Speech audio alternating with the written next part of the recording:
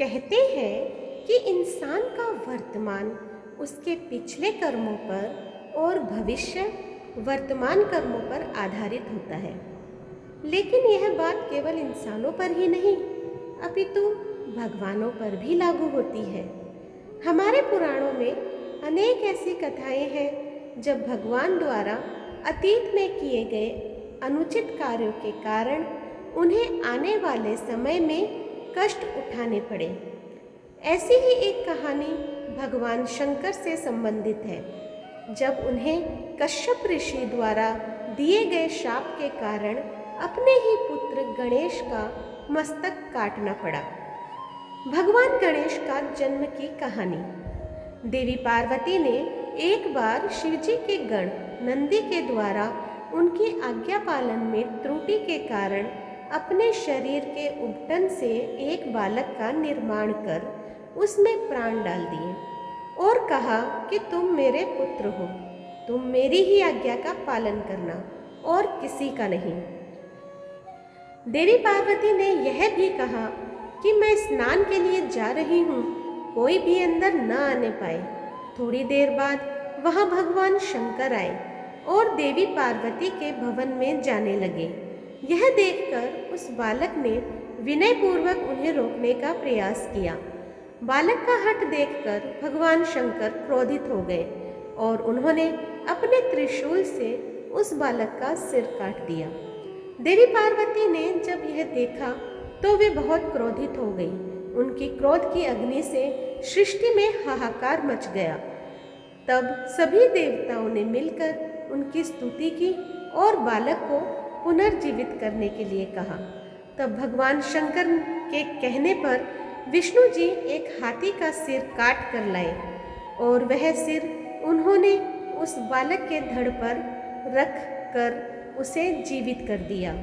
तब भगवान शंकर व अन्य देवताओं ने उस गजमुख बालक को अनेक आशीर्वाद दिए।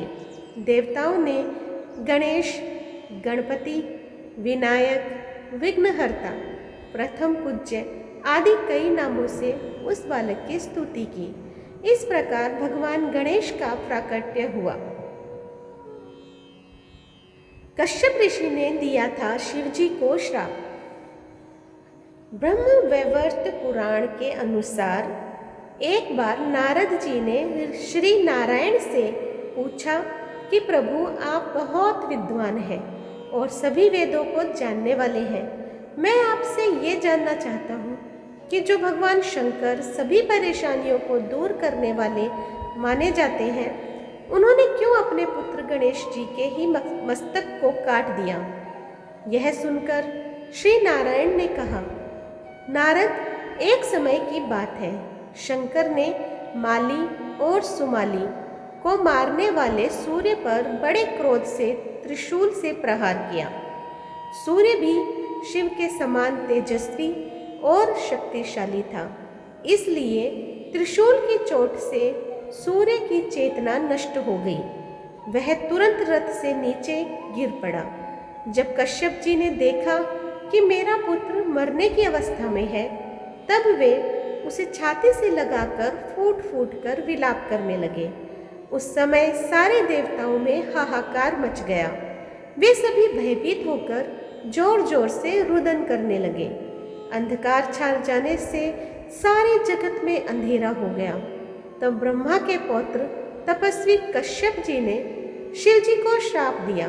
वे बोले, जैसा आज तुम्हारे प्रहार के कारण मेरे पुत्र का हाल हो रहा है, ठीक वैसे ही तुम्हारे पुत्र भी होगा। तुम्हारे पुत्र पर भी ऐसा ही होगा। तुम्हारे पुत्र का मस्तक कट जाएगा। यह सुनकर भोलेनाथ का क्रोध शांत हो गया। उन्होंने सूर्य को फिर से जीवित कर दिया।